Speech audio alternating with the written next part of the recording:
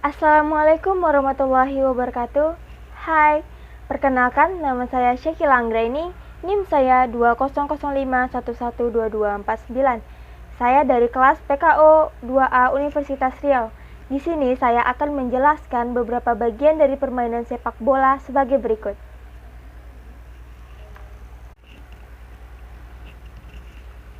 Yang pertama akan saya jelasin yaitu running with the ball. Disebut juga dengan menggiring bola pada lintasan lurus. Running with the ball adalah suatu metode latihan, di mana para pemain menggiring bola sambil berlari dengan cepat, dengan sesekali menyentuh bola tersebut, dan menyentuhnya kembali dengan perkenaan kaki bagian luar, dan dilakukan secara berulang-ulang seperti gerakan semula, dengan garis lintasan lurus pada tempat yang dituju, seperti bola atau juga kun. Dan bola yang digiring lagi kembali ke tempat semula dan diberikan kepada pemain berikutnya. Model latihannya yaitu seperti zigzag run with the ball adalah salah satu bentuk latihan dribbling untuk meningkatkan keterampilan dan kelincahan tubuh yang menitik beratkan pada kecepatan seorang untuk mengubah arah pada latihan berlari. Latihan zigzag with the run with the ball memberikan kontribusi dalam kelincahan tubuh saat melakukan gerakan, di mana gerakan yang berbelok-belok mempunyai peran yang penting dalam kelincahan dan keterampilan menggiring bola. Dengan kata lain, dapat dilakukan bahwa latihan running with the ball dan zigzag run with the ball ini berpengaruh terhadap kemampuan dribbling, khususnya dalam permainan sepak bola. Yang kedua yaitu offside atau Selanjutnya, offside atau juga disebut dengan luar posisi adalah salah satu aturan sepak bola yang termodifikasi dalam hukum ke-11 Laws of the Game, yaitu Undang-Undang FIFA. Tersebut menyatakan bahwa seseorang pemain di luar area permainan atau offside apabila tersentuh bola atau menerima umpan bola dari rekan satu tim dengan keadaan pemain tersebut berada mendahului pemain paling belakang dari tim lawan, dan apabila pemain tersebut berada lebih dekat dengan garis gawang lawan setelah kiper. Pada dasarnya, pemain sepak bola tidak boleh berada secara pasif dalam area lapangan lawan untuk menyerang, meski diizinkan bermain secara pasif di area lapangan sesama untuk bertahan. Beberapa di posisi offside bukanlah sebuah pelanggaran. Ketika offside terjadi, wasit menghentikan pertandingan dan memberi tendangan bebas tidak langsung kepada tim lawan dari yang dikenai offside. Namun bisa terjadi pelanggaran dalam kasus tertentu, misalnya mencetak gol yang telah terjadi offside dapat dinalulir apabila wasit terlebih dahulu menyatakan offside. Hal ini juga sering memicu lahirnya perdebatan tentang objektivitas pada asisten wasit ketika posisi pemain berada sejajar atau hampir melampaui pemain bertahan lawan namun menjadi posisi offside dalam pandangan wasit. Penggunaan teknologi penilaian offside juga masih menjadi perdebatan di antara para pengamat sepak bola. Meskipun demikian, strategi offside sering diterapkan sebagai salah satu cara untuk menjebak pemain lawan dalam area pertahanan. Offside ditemukan pada peraturan Cambridge pada tahun 1848 pada bahwa pemain dilarang memainkan bola apabila telah mendahului 3 pemain bertahan lawan paling belakang dan ia harus membiarkan bola pada penguasa mereka.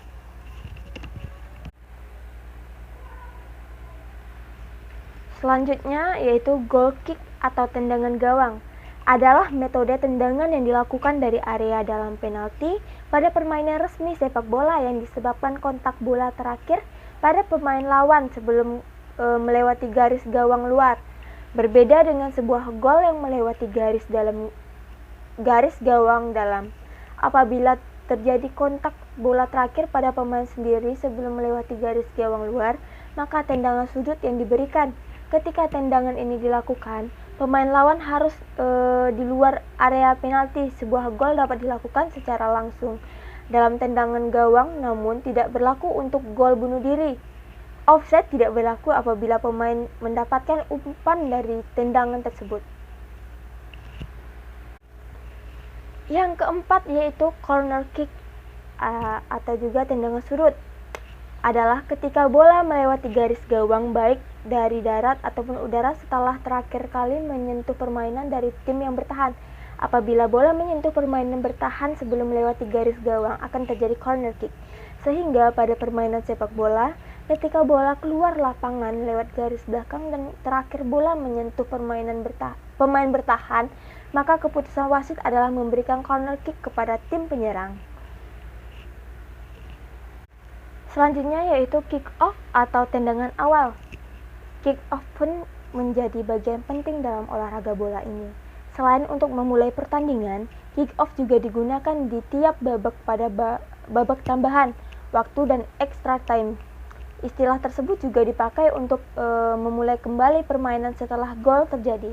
Aturan kick off yaitu tim yang berhak melakukan kick off pertama ditentukan lewat undian koin yang dilakukan oleh wasit dengan disaksikan kedua kapten tim tersebut. Nah, kick off kemudian dilakukan setelah wasit meniup peluit, tanda pertandingan sepak bola sudah dimulai. Sementara di babak kedua, tim yang melakukan kick off adalah kebalikan dari tim yang kick off di babak pertama.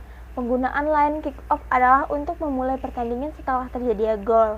Tim yang kebobolan gol berhak melakukan kick off untuk memulai pertandingan lagi. Setelah wasit meniup peluit, tanda dimulai kembali pertandingan. Untuk itu, dalam sebuah pertandingan sepak bola di waktu normal yaitu 90 menit, jumlah kick off yang dilakukan kedua tim adalah 2 kali tambahan jumlah gol yang terjadi. Lebih lanjut, ketika kick off dilakukan, para pemain harus berada di daerah tim masing-masing. Yang keenam adalah sliding, yaitu dalam permainan sepak bola ada sebuah teknik yang disebut dengan sliding tackle. Sliding tackle menurut Football Bible adalah suatu teknik untuk merebut bola dengan melakukan tackle sambil meluncur ke arah bergulirnya bola dengan tujuan untuk mengambil alih kepemilikan bola. Sliding tackle sendiri memang tidak melanggar aturan permainan sepak bola secara umum.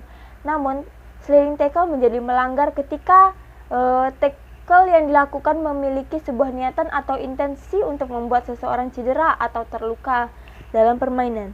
Jadi sliding tackle menjadi sebuah pelanggaran bukan karena tekniknya, namun lebih kepada intensi seseorang melakukan sliding tackle itu sendiri. Selanjutnya ada throw in atau lemparan ke dalam.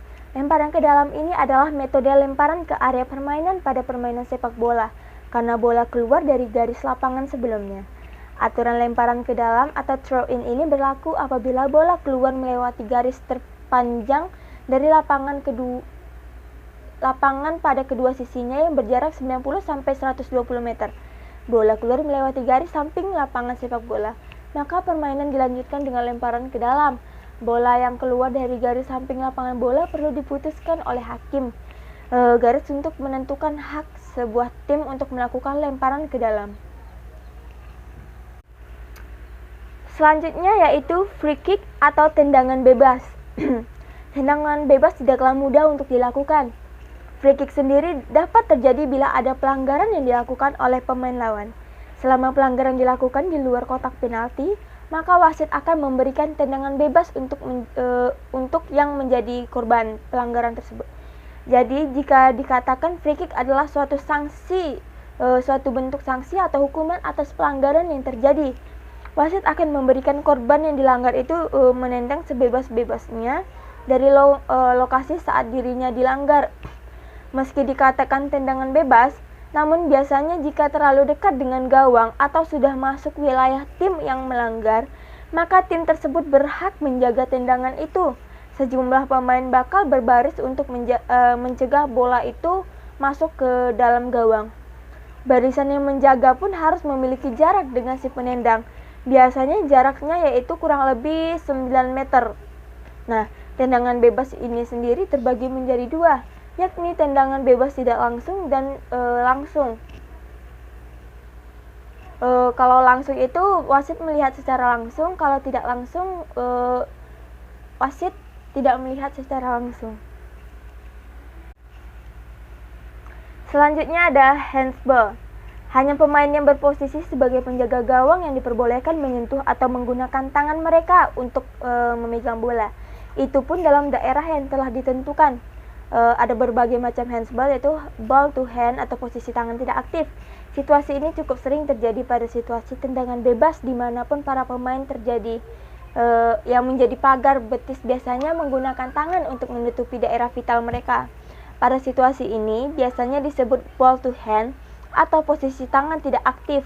Dengan kata lain, tangan pemain tersebut menempel dengan tubuh yang tidak bergerak untuk menghentikan laju bola yang menuju gawang. Meskipun menyentuh tangan, pada situasi ini wasit tidak akan memberikan pelanggaran pada pemain dan yang melakukan handball tersebut.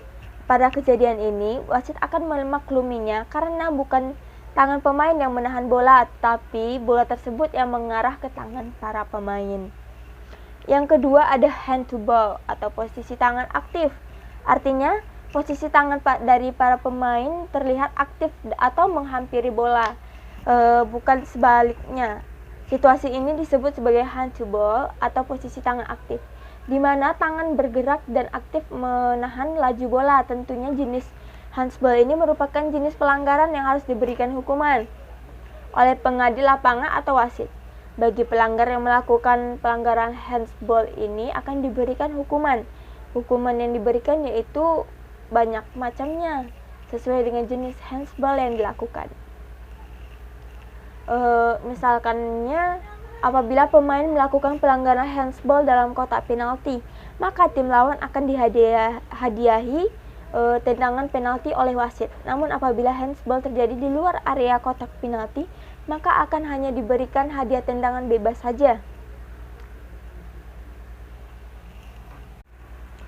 Selanjutnya yaitu ada pressing atau kendali atau juga kontrol atas ruang. Telah menjadi bagian penting dari sepak bola modern. Banyak argumen yang berpendapat yang mengatakan Rinus Michels adalah orang yang memulainya, Arrigo Sacchi mempopulerkannya, dan Pep Guardiola serta beberapa manajer era modern yang menyempurnakannya. Peraturan 6 detik, counter pressing, dan pressing dan berorientasi pada penjagaan perorangan menjadi beberapa varian pressing, yaitu satu pressing merebut bola dari lawan dilakukan dengan cara adu fisik dengan pemegang bola atau sekedar membayang-bayanginya dengan harapan si pemegang bola melakukan kesalahan atau kehilangan kesempatan mengumpan maupun menembak karena ruang umpan atau ruang tembak telah ditutup. Yang terakhir ada injury time dan extra time. Injury time yaitu durasi dalam pertandingan sepak bola. Dalam pertandingan sepak bola memiliki dua periode yaitu 45 menit dan 45 menit. Yang masing-masing dikenal sebagai babak. Tidak seperti beberapa olahraga bola yang lainnya. Waktu berjalan terus-menerus yang berarti bahwa perhitungan waktu tidak dihentikan saat bola keluar dari permainan atau ketika terjadi pelanggaran.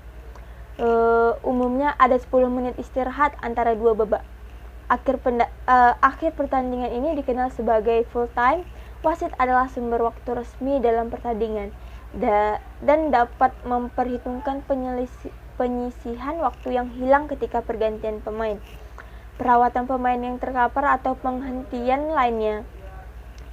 Yang kedua ada extra time atau tambahan waktu, juga disebut masa penghujung atau injury time. Diterapkan dalam dokumen peraturan FIFA. Sementara pergantian waktu juga dapat digunakan sebagai sinonim. Durasi perpanjangan waktu adalah kebijaksanaan dari wasit. Petugas wasit sendiri memberikan sinyal akhir pertandingan. Dalam pertandingan resmi di mana terdapat wasit keempat yang ditunjuk menjelang menit terakhir memberikan beberapa menit waktu tambahan yang diinformasikan kepada pemain dan penonton dengan mengangkat sebuah papan yang menunjukkan jumlah tambahan waktu menitnya, mengisyaratkan durasi terakhir yang dapat diperpanjang secara sesuai dengan wasit tersebut di lapangan apabila terjadi pelanggaran yang menyita waktu. Permainan sepak bola tidak boleh diakhiri dengan menyatakan sebuah pelanggaran tanpa tendangan bebas. Yang dapat saya sampaikan, apabila ada kesalahan atau kurangnya, saya mohon maaf. Assalamualaikum warahmatullahi wabarakatuh.